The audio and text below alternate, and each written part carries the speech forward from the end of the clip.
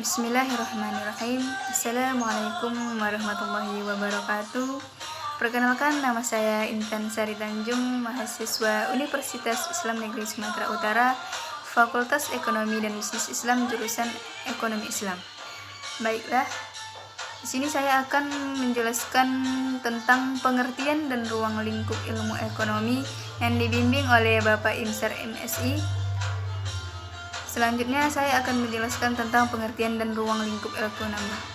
Jadi, menurut Profesor F.A. Samuelson, ilmu ekonomi ialah suatu studi mengenai individu-individu dan masyarakat untuk membuat pilihan dengan atau tanpa menggunakan uang, dengan menggunakan sumber-sumber daya yang terbatas, tetapi dapat menggunakan berbagai cara untuk menghasilkan berbagai jenis barang dan jasa dan mendistribusikannya untuk kebutuhan konsumsi.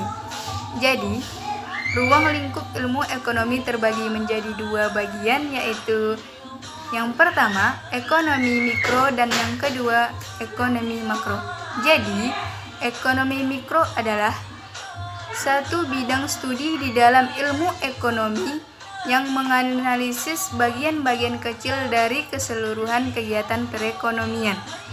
Sedangkan makroekonomi ialah analisis terhadap keseluruhan kegiatan perekonomian yang analisisnya bersifat umum dan tidak memperhatikan kegiatan ekonomi yang dilakukan unit-unit kecil dalam perekonomian. Baiklah, yang kedua, saya akan menjelaskan tentang jenis-jenis analisa ilmu ekonomi. Jadi, jenis-jenis ilmu ekonomi itu terbagi menjadi tiga bagian. Yang pertama, ekonomi deskriptif, dan yang kedua, teori ekonomi, dan yang ketiga, teori ekonomi aplikasi atau juga disebut dengan teori terapan. Jadi, ekonomi deskriptif merupakan ilmu ekonomi yang menggambarkan tentang suatu kondisi atau kejadian ekonomi yang sebenarnya. Yang kedua, teori ekonomi adalah pandangan-pandangan yang menggambarkan sifat hubungan yang wujud dengan kegiatan ekonomi. Yang ketiga ialah teori ekonomi aplikasi atau ekonomi terapan, merupakan cabang dari ilmu ekonomi mikro dan makro yang bertujuan untuk menganalisa dan menelaah suatu hal-hal yang harus dilakukan dalam suatu kegiatan perekonomian. Baiklah, di sini saya akan menjelaskan tentang metode analisis ilmu ekonomi. Jadi, metode analisa ilmu ekonomi tersebut terbagi menjadi dua bagian. Yang pertama, metode deduktif, dan yang kedua, metode induktif. Jadi, metode deduktif ialah metode yang menarik suatu kesimpulan dari hal-hal yang bersifat umum menjadi suatu hal-hal yang bersifat khusus. Jadi, metode deduktif ini didasarkan pada metode yang logis atau pernyataannya telah diuji kebenarannya.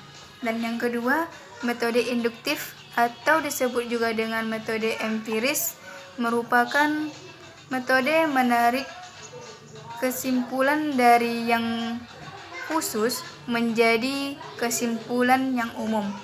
Jadi, metode induktif ini metode empiris. Baiklah, di sini saya akan menjelaskan tentang pernyataan teori ekonomi.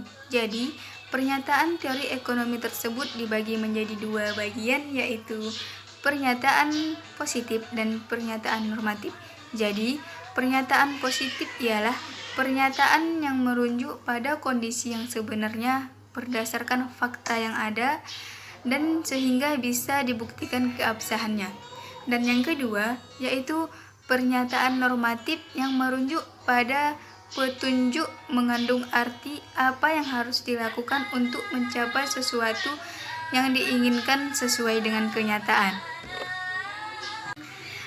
Baiklah, di sini saya akan menjelaskan tentang masalah-masalah ekonomi dan sistem perekonomian. Jadi, masalah-masalah ekonomi dan sistem perekonomian terbagi menjadi tiga bagian. Yang pertama, barang apa yang diproduksi dan berapa jumlah barang yang diproduksi. Artinya, barang yang diproduksi itu jenisnya apa-apa saja dan berapa jumlah barang yang harus diproduksi. Yang kedua, bagaimana cara barang tersebut diproduksi. Artinya, metode dan teknologi apa yang digunakan dalam memproduksi barang tersebut. Yang ketiga, untuk siapa barang tersebut diproduksi. Artinya,